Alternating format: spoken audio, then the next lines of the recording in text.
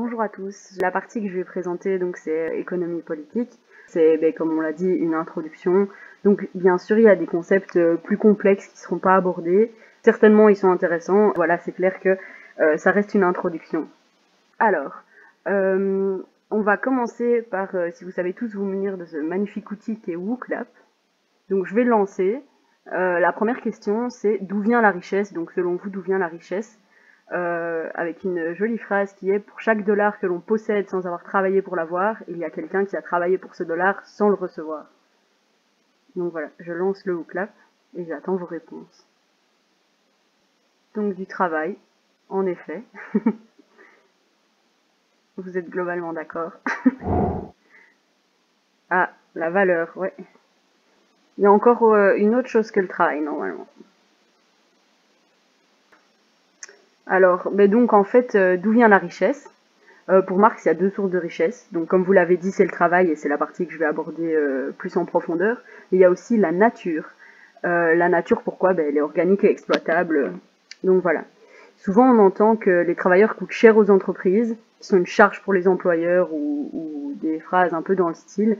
Sauf qu'en fait, quand les travailleurs s'arrêtent, les entreprises aussi, ce qui n'est pas le cas des actionnaires. Donc par exemple, quand ils vont faire grève, d'un coup les entreprises vont perdre des millions et les travailleurs, en fait, on se rend compte qu'ils ont leur place dans la production et que c'est eux la classe productrice. Donc ça avait été abordé par Cédric hier.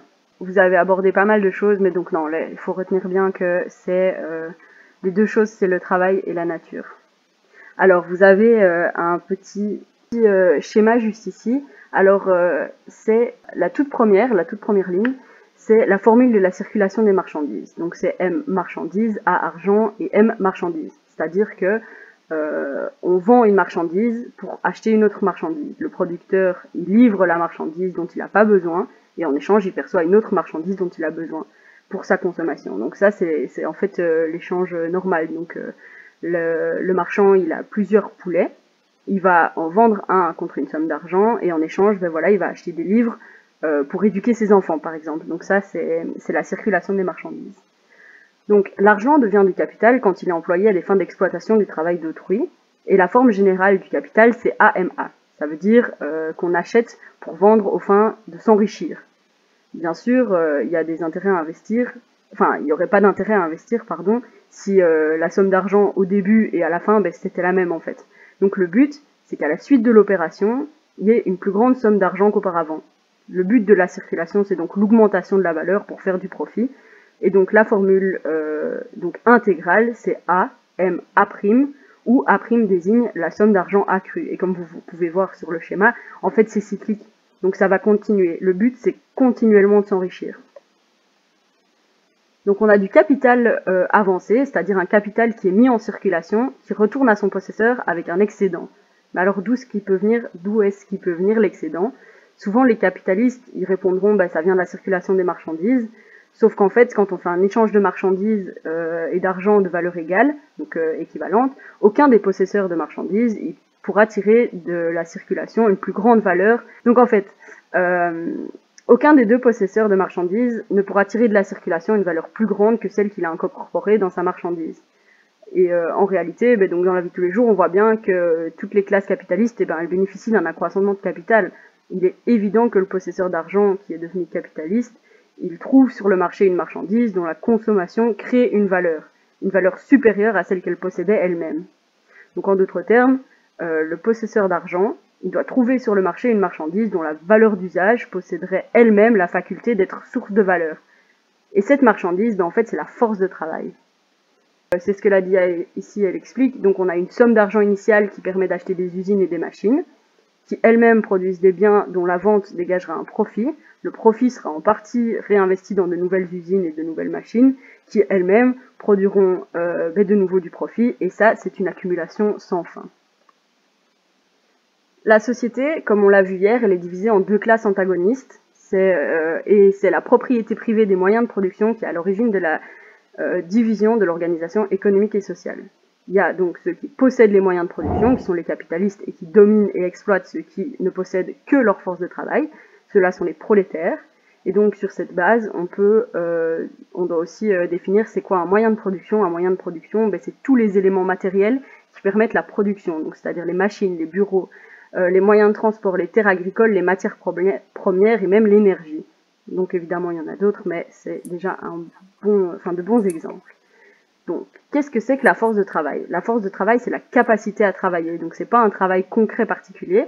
C'est un concept qui trouve une réalité, qui recouvre une réalité bien réelle, puisque c'est la force de travail qui est la marchandise que vont vendre les travailleurs à leurs employeurs capitalistes. Donc voilà, ce qui est important de retenir sur la force de travail, en fait, c'est que c'est pas un travail concret, c'est la capacité de travailler. Donc voilà, c'est cette capacité de travailler que les gens vont vendre aux employeurs capitalistes. Ensuite, on a la force productive, qui est un concept qui rassemble et la force de travail et les moyens de production. C'est-à-dire que les travailleurs vont mettre en œuvre leur force de travail sur les moyens de production et ça va donner les forces productives. Ces forces productives, elles sont associées au rapport de production et ensemble, elles forment le mode de production d'une société. Donc ça, c'est important. Donc, ok, mais du coup, comment la force de travail, elle fait pour créer du profit pour le patron? Donc, dans le mode de production capitaliste, le temps de travail du prolétaire se divise en temps de travail nécessaire et en temps de surtravail. Alors, le temps de travail nécessaire, c'est le temps de travail que le travailleur effectue et qui correspond à son salaire.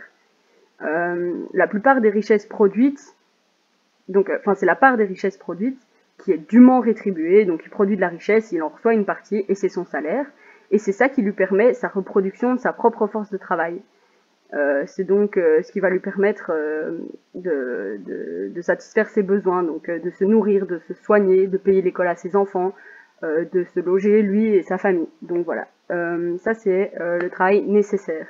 Ensuite, le travailleur effectue un temps de surtravail, c'est du travail accompli au-delà du temps de travail nécessaire. Du coup, il est produit gratuitement pour le compte du détenteur du capital qui achète la force de travail. Tout ce temps de travail, il le fait pas pour lui. Donc en fait, par exemple, un ouvrier qui produit des chaussures, il produit pour 10 € de l'heure, il travaille sur sa journée 8 heures, ce qui veut dire qu'il produit au total 80 €, mais lui sera payé que 30 € par jour. Ça signifie qu'après 3 heures de travail, il a déjà produit suffisamment pour lui-même, et donc toutes les heures qu'il fait au-delà, en fait c'est tout ce qu'il produit pour le patron. Donc voilà, le travailleur, s'il est suffisamment productif, il est capable de créer et de transférer plus de valeur que ce qu'il lui en faut pour vivre.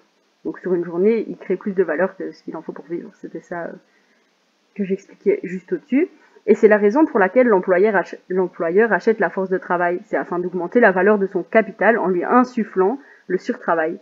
Le propriétaire des moyens de production achète la force de travail à une certaine valeur qui est donc inférieure à la valeur du travail total effectué. Le surtravail, il n'est donc pas payé et il est accaparé par le détenteur des moyens de production. Autrement dit, et donc plus simplement, une partie du temps que le travailleur passe à bosser, en fait, il ne le fait pas pour lui, il le fait pour enrichir les actionnaires. Alors, je ne vais pas m'approfondir sur le terme actionnaire, mais voilà, comme ça, il est posé. Et donc, son travail, il est insufflé dans la marchandise afin de lui donner plus de valeur. Et c'est ce surtravail qu'on appelle la plus-value. Donc vous pouvez voir sur la petite dia là, le bonhomme il fait 8 heures de travail et puis après du coup il y a un autre bonhomme qui s'en va avec 5 heures. Et du coup c'est un peu surprenant et en fait on peut voir que dans les combats syndicaux, les luttes ouvrières, ça consiste à se battre pour déplacer la frontière entre le salaire et la plus-value. Quand les travailleurs ils veulent un meilleur salaire, ils exigent de récupérer une partie de la plus-value. Donc en fait ils demandent une diminution de travail sans perte de salaire. En fait, c'est ça, c'est quand ils demandent de récupérer une partie de leur plus-value. Alors, pour continuer, il y a certains points qui sont quand même importants à comprendre, déjà parce que ça va clarifier ce qui s'est passé avant, mais aussi ça va aider à comprendre ce que je vais expliquer après. Donc, il y a une chose très très importante, c'est que seul le travail, le travailleur, crée de la richesse. Donc on a vu, il y avait la nature bien sûr, mais vous verrez pas seulement. La première chose, c'est que le capital est investi dans des moyens de production et c'est appelé un capital constant parce que lui-même ne crée pas de valeur. Donc ça veut dire quand on achète une usine, l'usine toute seule, elle produit rien, elle crée pas de valeur. Contrairement au capital variable, donc ça c'est le capital qui est investi dans la force de travail, donc dans les travailleurs pour leur salaire. Donc par exemple, si on achète un citron, on peut le revendre. Le plus souvent, on le vendra au même prix, soit en fait on le vendra moins. Et donc le citron en lui-même, il va pas apporter de la richesse, il est constant. Cependant, si on ajoute un travailleur qui va transformer le citron en limonade, donc sur les petites étals qu'on voit dans les films américains, là, il y a un travailleur qui transforme le citron en limonade, et à ce moment-là, il va pouvoir le vendre 4 fois plus cher. Et en fait, la différence entre le citron et la limonade, la seule valeur ajoutée, en fait, c'est le travail effectué. Il faut donc, si on veut faire un profit, payer le travailleur moins que le bénéfice qu'il a produit par la vente de la limonade. Donc si on diminue le salaire du travailleur, on peut toucher une marge plus grande sur la limonade. Et c'est cette valeur de force de travail qui est variable et qui peut être ajustée pour plus de profit. Donc j'espère que ça c'était compréhensible parce que c'est assez important et que cet exemple était suffisamment compréhensible aussi. Donc dans l'analyse de Marx, donc ça c'est le deuxième point, dans l'analyse de Marx, ce qui différencie les moyens de production et la force de travail, c'est les facteurs subjectifs. C'est l'idée que quel que soit le développement technique de la machine et l'automatisation, tout est issu en dernière instance de la production d'êtres humains concrets qui effectuent du travail productif concret. Donc voilà, si on laisse l'établi tout seul, ben, il va pas construire des machines tout seul, quoi. Le troisième point, c'est que la machine ne produit pas, elle, de valeur. Donc en fait, oui, le produit va prendre plus de valeur, mais elle ne la produit pas parce qu'en fait, ce qu'elle va faire, c'est transférer sa propre valeur de par son usure et sa dégradation lors de son utilisation. Donc voilà. Alors, ici, vous pouvez tous reprendre vos claps. Et on peut voir ici, en lisant que Pfizer, c'est l'entreprise de vaccins, fait un profit de 15 milliards de dollars, ce qui est énorme, sachant que seuls les travailleurs créent de la richesse et que les capitalistes à qui appartiennent les entreprises, eux, ils ne travaillent pas. Mais comment ils arrivent à avoir des salaires aussi importants? Donc la question c'est d'où vient l'argent? Et du coup je vous laisse répondre. Selon vous, d'où vient cet argent? Comment ils ont fait pour avoir 15 milliards de dollars de revenus? Sans travailler évidemment. Les États. Intéressant. L'action des banques aussi. Leurs travailleurs, ouais. Leurs travailleurs, c'est bien de préciser comment par leurs travailleurs. La rareté du produit vendu. Différence prix-valeur, la demande conquérante. Alors, certaines de vos réponses sont justes, mais je vais pas les aborder aujourd'hui parce que ça reste une introduction. Donc, on va pas aborder les actions des banques et les États, même si c'est vrai que c'est très intéressant et que en fait, ça aiderait beaucoup. Mais plus simplement, en fait, qu'est-ce qui se passe? Eh ben, moi je dirais c'est l'exploitation. C'est grâce à l'exploitation qu'ils arrivent à faire autant de profit. Et alors du coup, troisième ou clap, qu'est-ce que l'exploitation selon vous? Donc je vais vous montrer 3 définitions. Vous pouvez voter pour selon vous quelle est la définition correcte de l'exploitation. Donc on va dire, allez, pas seulement correcte, mais marxiste. Ouais, il y a quand même une majorité qui est en train de lieu où on met en œuvre les moyens matériels nécessaires à la production. Toutes ces définitions, bien sûr, correspondent à l'exploitation. Maintenant, elles sont pas toutes marxistes. Je vois que les gens ont majoritairement dit le lieu où on met en œuvre les moyens matériels nécessaires à la production. Et bien, c'était en réalité un petit piège, parce qu'aucune de celles-là n'est marxiste.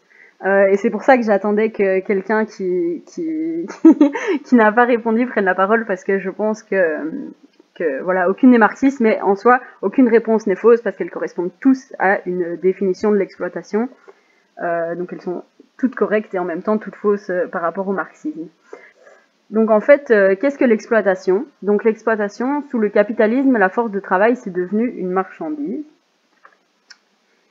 Et donc, si les travailleurs veulent vivre, ils sont obligés de vendre leur force de travail. Donc en fait, ils n'ont pas le choix. Pour pouvoir reproduire leur vie sociale, ils sont obligés en fait de travailler.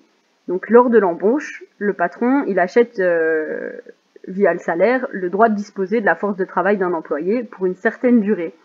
Au cours de cette durée, le travailleur, il se met à l'œuvre sur les moyens de production qui appartiennent donc aux capitalistes, c'est-à-dire les machines, les ordinateurs, etc., dont on a déjà parlé, et crée une certaine valeur, qui elle aussi appartient aux propriétaires des moyens de production, donc capitalistes. Et c'est sur cette valeur, elle est suffisante pour que le capitaliste puisse payer les salaires mais également qu'il ait une plus-value qui se transforme en profit lorsque les marchandises sont vendues. Ensuite, il est intéressant de remarquer que le salaire, il n'est pas déterminé par la richesse produite par le travailleur. Il n'est pas déterminé par combien va rapporter le produit, comme on peut le voir pour le vaccin. C'est pas les 15 milliards qu'ils ont gagnés qui vont définir le salaire des employés. Donc ça va se définir par plusieurs choses, par les lois sociales. Donc je vais en expliquer que 3, et assez brièvement, mais voilà, évidemment, toujours c'est plus complexe. Première chose, c'est par la reproduction de la force de travail, donc par le coût de la vie, c'est-à-dire les dépenses liées à la réalisation de ses besoins et des besoins du travailleur, donc de sa famille, et pour reproduire donc sa force de travail.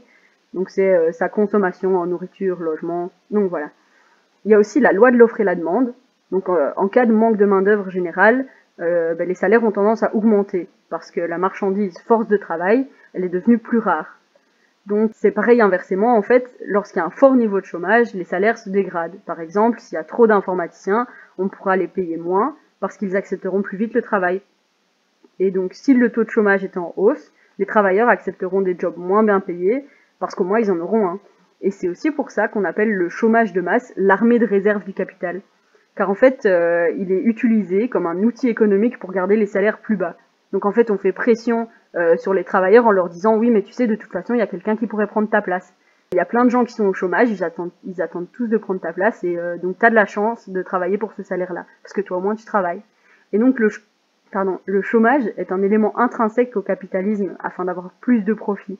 Sous le capitalisme, la force de travail, c'est une marchandise sur un marché, en fait. Un autre point donc des lois sociales, c'est la lutte des classes. La principale différence avec toutes les autres marchandises, c'est que la force de travail, elle dépend de la capacité des travailleurs à s'unir pour imposer collectivement plus que le minimum vital. Donc en fait, par les grèves et tout ça, ils peuvent faire pression en disant on arrête tous de travailler.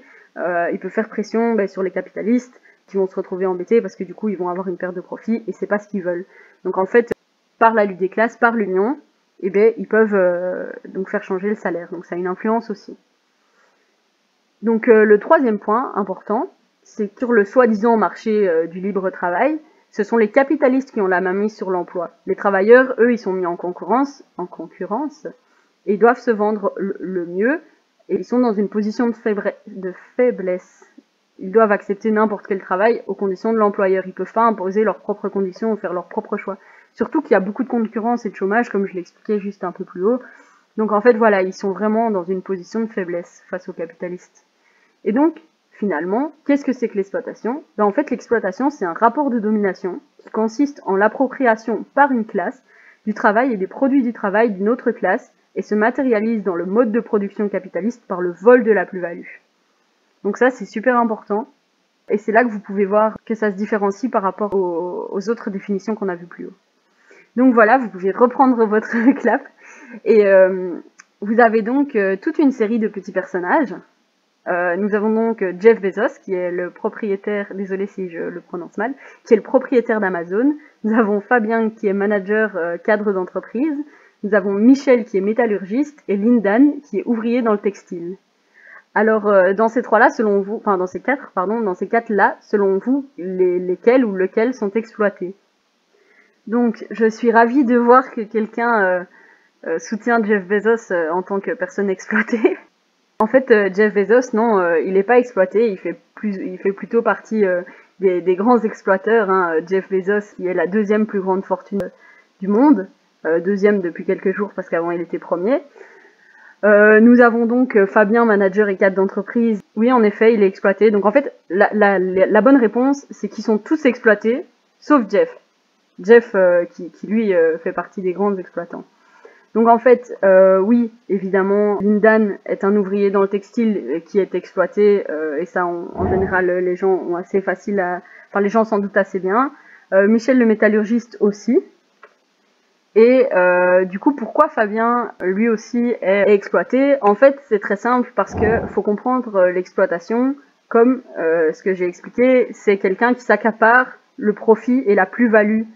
Fabien, lui, en fait, crée aussi de la plus-value qui se fait aussi prendre par le capitaliste.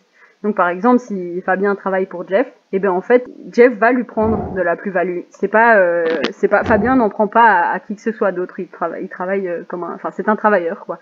Donc pourquoi un manager ou un petit entrepreneur, c'est pas un grand exploiteur? Où en fait beaucoup de petits indépendants, ils n'arrivent pas à être rentables sur le marché pour différentes raisons. Donc ils n'arrivent pas à réaliser de plus-value à cause des monopoles qui font pression et qui en général eux-mêmes s'accaparent leur propre plus-value parce qu'ils n'arrivent pas à être assez compétitifs. C'est très dur quand on est une petite entreprise d'être compétitif face à de grands monopoles. J'aborderai pas le concept de monopole aujourd'hui malheureusement, mais voilà, c'est très intéressant et ça explique pourquoi un petit entrepreneur en fait n'est pas problématique et ne fait pas comme Jeff Bezos partie des gens qui exploitent fort et réellement et qui font énormément de mal à la société.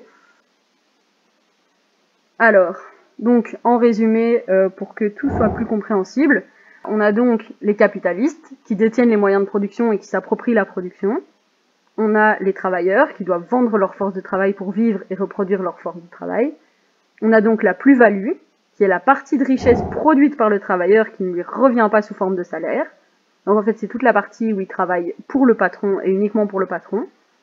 On a donc l'exploitation, c'est l'appropriation, donc le vol de la plus-value par les capitalistes. Et c'est en ça que Jeff Bezos est différent de Fabien.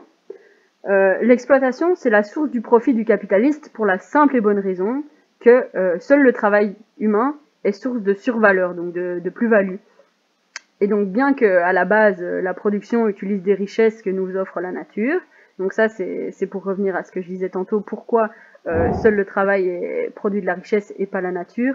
En fait, c'est parce que c'est toujours sur la base de l'action de l'homme qui transforme la nature en valeur et en marchandises utilisables qu'on fait du profit. Donc en fait, c'est rien que les extraire, les déplacer, les mettre en circulation, tout ça c'est du travail humain qui donne la valeur. Bon. J'ai une question. Oui, bien sûr. Euh, mais du coup, le Fabien, là, dans l'exemple, Oui. vu qu'il est manager, il est supérieur à d'autres, donc il a un salaire plus gros, donc il profite aussi de la plus-value. Même si on lui prend sa plus-value, lui a un plus grand profit qu'un travailleur dans le bas de la hiérarchie de l'entreprise, non? En fait, je vais revenir du coup. Donc en fait, si on reprend le petit dessin là que j'avais expliqué, où on voit que le bonhomme se fait voler ses heures de travail, en fait, oui, il est supérieur, oui, il aura un salaire supérieur, mais en fait, ça veut pas dire qu'il aura la totalité de ce qu'il va produire. En fait, c'est juste en fonction de ça. Faut pas le regarder lui en fonction des autres, parce qu'en fait, lui, il va pas récupérer la plus-value des gens qui sont en dessous. Il va juste récupérer une partie de sa propre plus-value à lui. Donc sur le schéma, au lieu que, par exemple, lui, il va produire, donc on va dire qu'il produit aussi des chaussures, comme dans l'exemple que j'avais donné plus tôt, il produit aussi des chaussures pour 10 € de l'heure.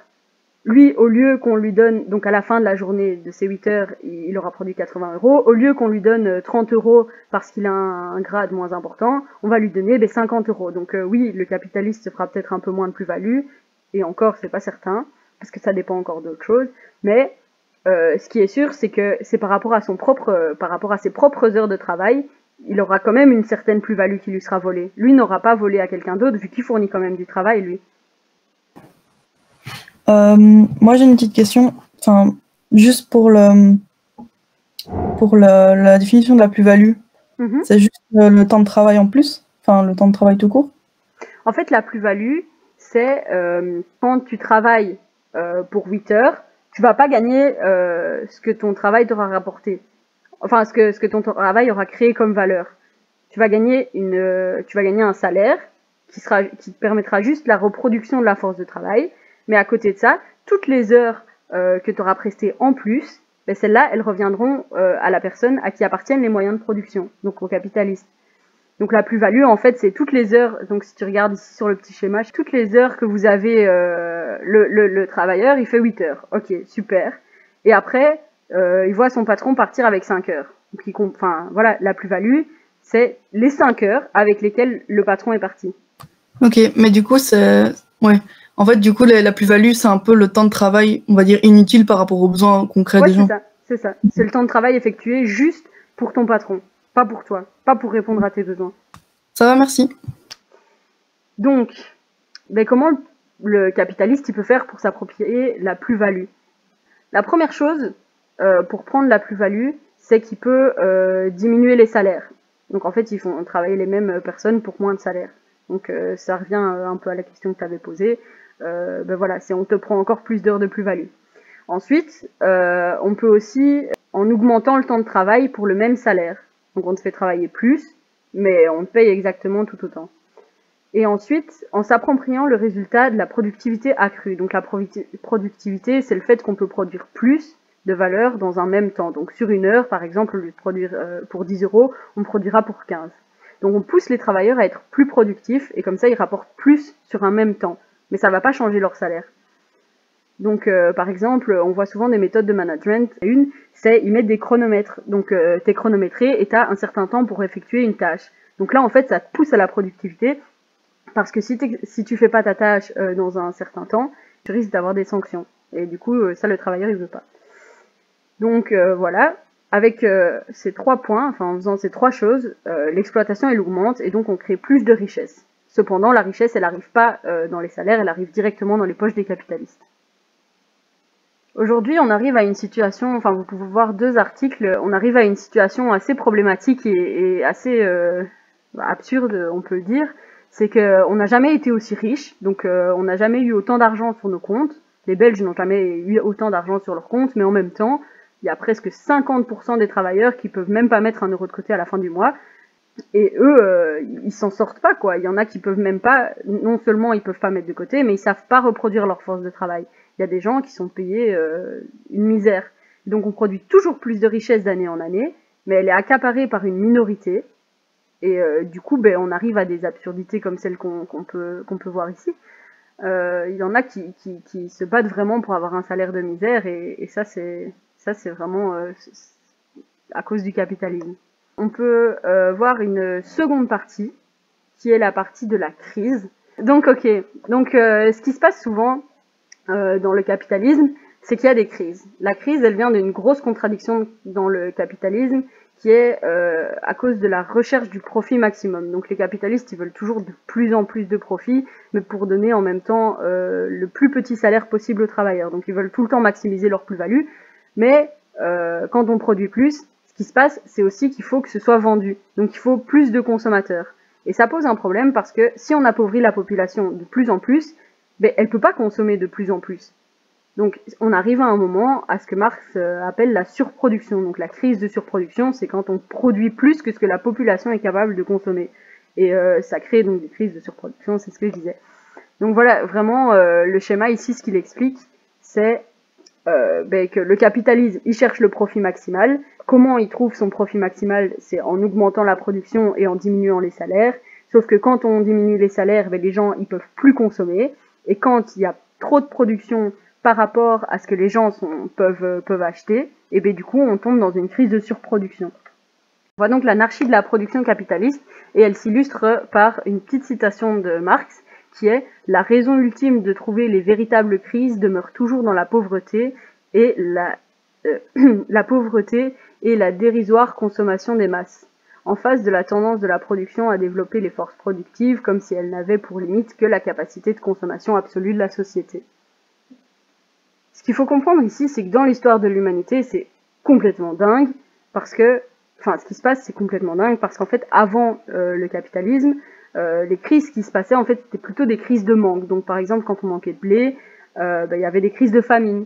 Voilà, c'était surtout des crises de manque. Et là, pour la première fois, avec le capitalisme qui a développé de plus en plus de gros moyens de production, donc des usines, etc., on a atteint, il a produit jusqu'à un niveau jamais atteint. Donc on a, pour la première fois, le problème d'avoir trop, en fait. Pour la première fois dans l'histoire, on a trop. Le fait qu'on a trop, ça veut pas dire que c'est pour autant bien réparti, et que tout le monde va pouvoir en profiter.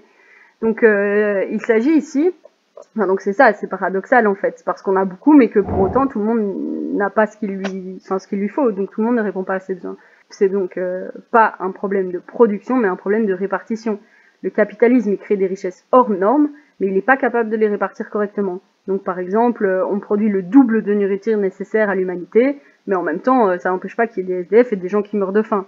Je veux dire, voilà.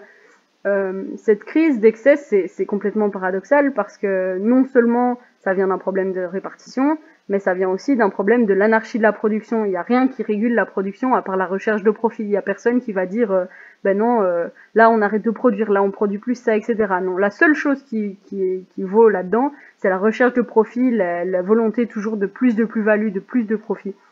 Et donc ça, ben, enfin, c'est super problématique. Et pour stopper les crises, parce que du coup tout ça amène à des crises, et ben leur solution c'est que de ramener la production au niveau de la consommation, donc ramener à ce que les gens peuvent acheter en fait.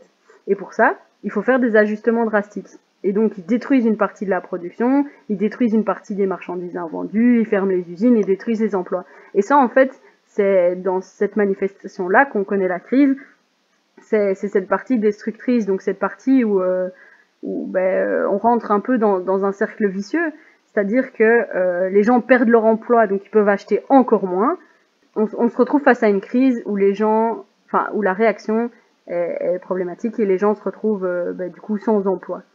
Et pour surmonter les crises, il y a d'autres solutions que celle-là, donc que de retirer les emplois, de détruire les marchandises, etc. C'est de conquérir de nouveaux marchés et d'exploiter encore plus les anciens. Donc par quoi on fait ça? La colonisation, c'est un des exemples de comment le capitalisme conquiert violemment les nouveaux marchés. Et on impose notre production. Donc puis ensuite, il y a la publicité hyper agressive. Elle, par exemple, c'est un exemple de comment on va exploiter encore plus à fond les marchés existants, donc on va forcer à la consommation. On va pousser les gens à consommer plus. Alors voilà. Donc moi j'arrive à la fin de ma partie.